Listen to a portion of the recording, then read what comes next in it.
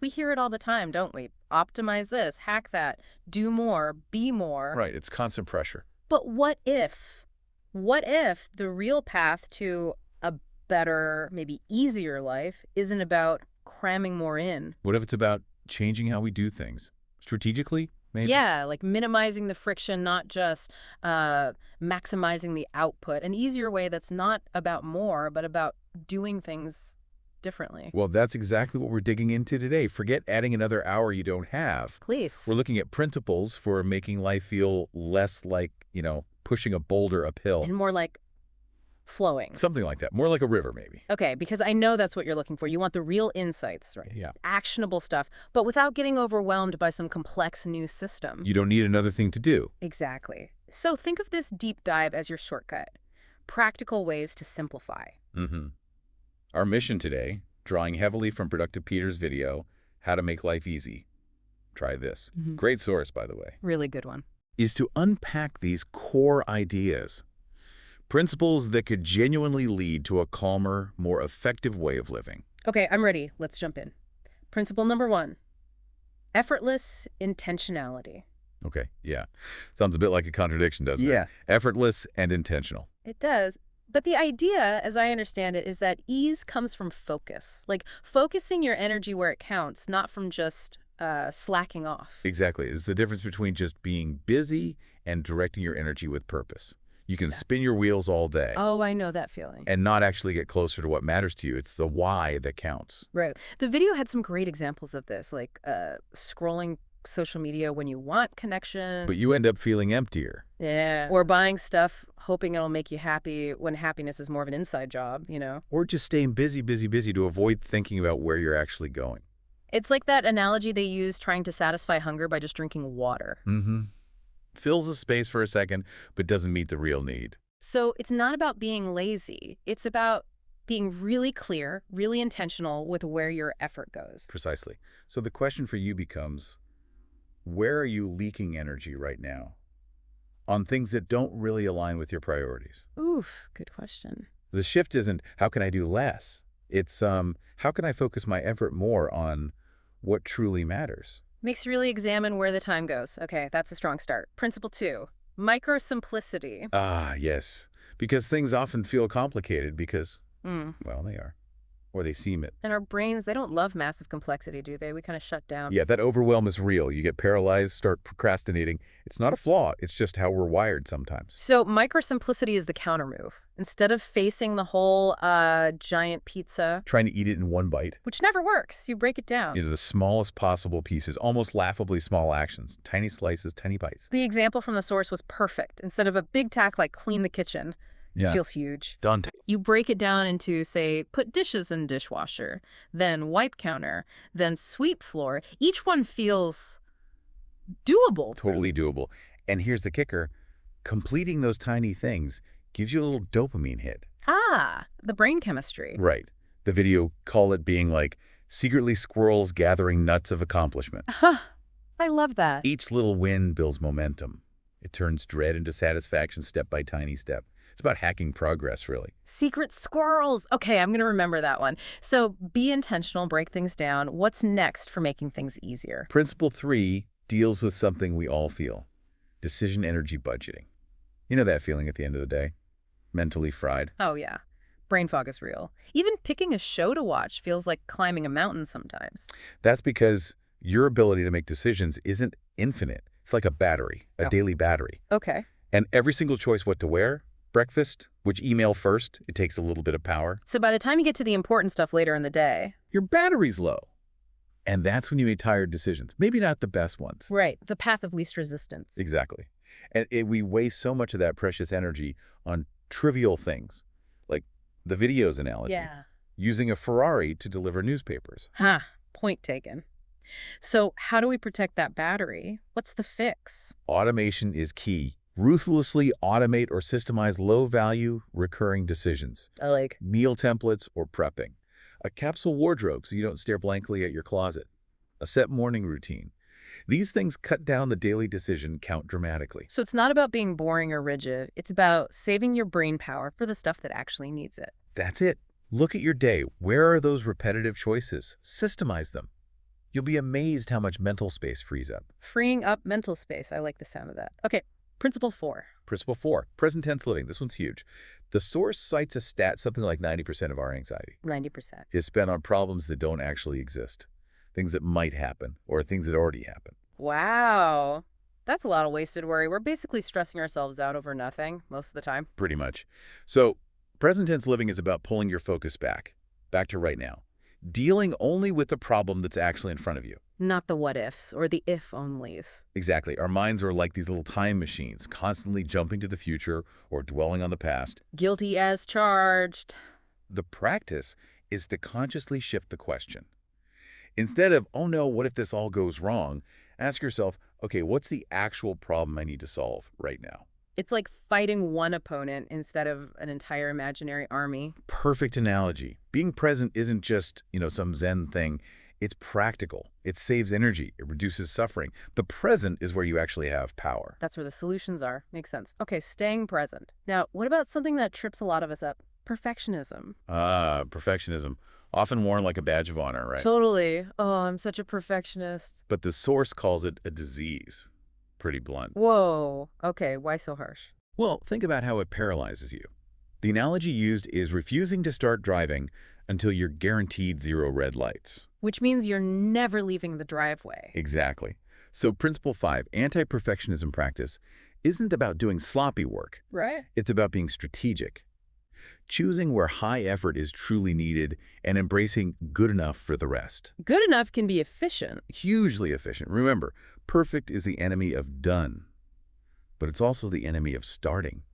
How many great ideas die because we're waiting for perfect conditions? Way too many. I've done that. So how do we practice this? You have to consciously assess, ask yourself for each task, what level of quality is actually required here? Does this email need to win an award or just be clear? Does my living room need to be magazine ready or just comfortable? Right.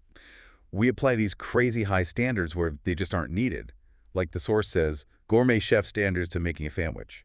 By accepting good enough strategically, you free up massive amounts of time and energy for the few things that do deserve that intense focus. And you actually end up achieving more overall. Letting go of flawless everywhere lets you actually excel somewhere specific. I like that. It feels lighter. It is lighter. And that leads nicely into the next one, principle 6. Expectation detox. Expectation detox. Okay, so much of our disappointment or frustration, the source argues, comes from the gap between what we expect to happen and what actually happens. Right. We write these mental scripts. Detailed scripts. For how a meeting should go or a conversation or a day, and then reality inevitably improvises. And we get mad. It's like yelling at the ocean because it has waves. It's just what it does. So the detox is letting go of the scripts. Essentially, yes. Replacing rigid anticipation with curiosity. Instead of this has to go perfectly, try shifting to, I wonder how this will unfold. So it's not about having low standards or no goals. Not at all. It's about detaching from one specific outcome, being open. When you approach things with curiosity, you're more adaptable, you see unexpected solutions, and honestly, you usually enjoy the ride a lot more. You might even be surprised by outcomes better than you imagined. More curiosity, less rigid planning. Sounds freeing. Okay, principle 7, non-resistance philosophy. This sounds hard. It can feel really counterintuitive, yeah. Our instinct is often to fight back, to push against things we don't like. Definitely. But the argument here is that we waste so much energy resisting reality. The analogy is trying to swim upstream against a powerful current. When you could be building a sail instead. Exactly. Harness the energy instead of fighting it. Think about quicksand. Right. Struggle and you sink faster. Yeah. Relax. Spread your weight. You float. Difficulties in life can be like that. Resisting just creates more stress, more friction, drains your battery faster. So instead of railing against something, this shouldn't be happening, it's more like, okay, this is happening. What's my next move? acceptance, then action. Exactly. Non-resistance isn't passive. It's accepting the reality of the situation so you can focus all your energy on the solution, not the problem itself. It saves energy, it keeps you creative, makes you more resilient. Okay, working with reality, not against it. Makes sense. Principle 8. Opportunity filtering. This one's about being selective. Yeah. Really selective. The source points out something interesting about very successful people. Yeah. It's not just that they say yes to good things, they actually say no to most things, even good things. Huh. That goes against the grain, doesn't it? We're often told to seize every opportunity. But think about it. Your time, your energy, Yeah. they're limited. This principle uses the hell yeah or no filter. Okay, I've heard of that. It's about distinguishing between things that are just okay, maybe kind of good, and things that are truly great, that align perfectly with your priorities. Because it's so easy to say yes to lukewarm stuff, isn't it? Out of obligation or FOMO or whatever. Totally. And then you end up overcommitted, spread thin, and you don't have the bandwidth for the things you're genuinely passionate about. So the practice is gut check. Pretty much. If your immediate, visceral reaction to an opportunity isn't hell yeah, then it should probably be a no. Mm. It takes honesty, knowing what really lights you up. And it's not selfish. No, it's intentional.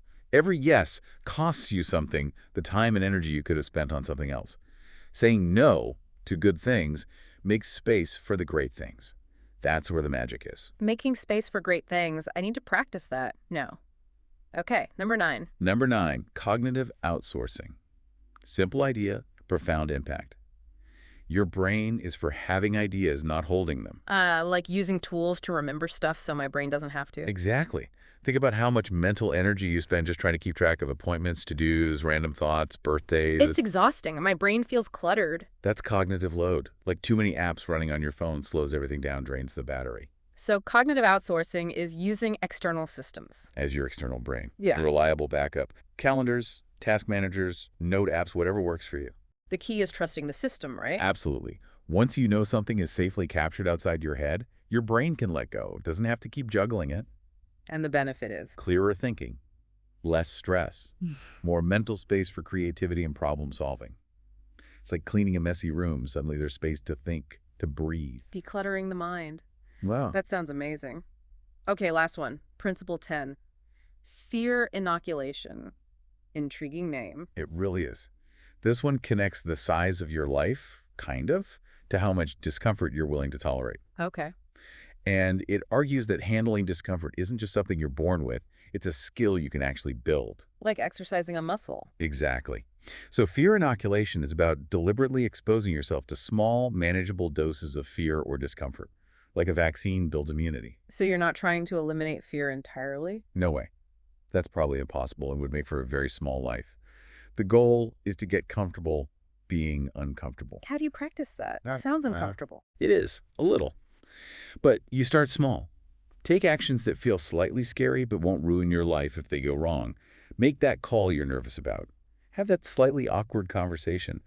Try something new that intimidates you just a bit. Like going to the gym for your courage muscles. That's the perfect way to put it. Each small act builds resilience.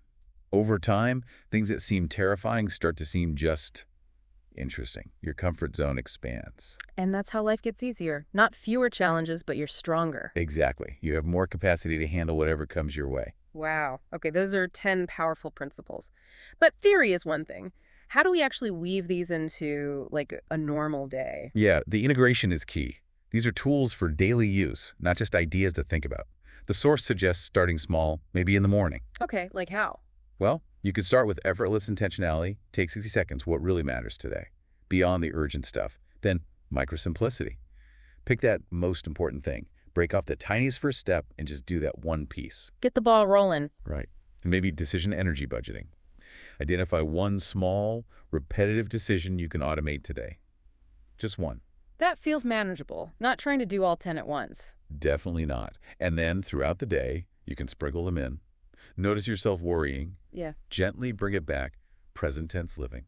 Facing a task. Consciously decide the quality level needed anti-perfectionism. Maybe good enough is perfect for this one. See that slightly scary email you need to send? Fear inoculation, just hit send. Exactly. They build on each other. It sounds like over time they could really compound. That's the idea. Consistent practice leads to life feeling more fluid, less of a struggle, more energy, less anxiety, more meaningful stuff getting done. Because you're focusing effort where it counts and handling challenges with more resilience. But it's a process, right? Not overnight. Absolutely. One decision, one task, one moment at a time. That's how the change happens. This has been incredibly insightful. So much practical wisdom there. So let me turn it over to you listening. Which one of these principles really clicked for you? Which one feels like a good place to start? Maybe even today. Yeah. Don't feel you need to tackle them all. Just pick one Experiment, see what happens. Because it seems like that journey to an easier life, it really does start with just one single intentional step. Mm-hmm. And maybe, just maybe, the real sign of an easy life isn't that there are no challenges anymore, but that you've built the clarity and the intention and the strength to navigate them well.